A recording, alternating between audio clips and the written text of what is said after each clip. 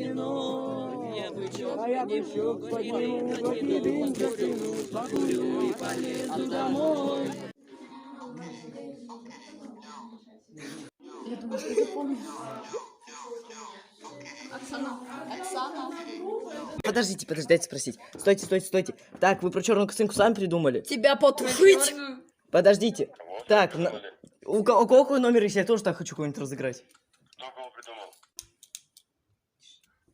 Ну скажи что-нибудь. Сегодня ночью у вас не будет одного человека. Кого?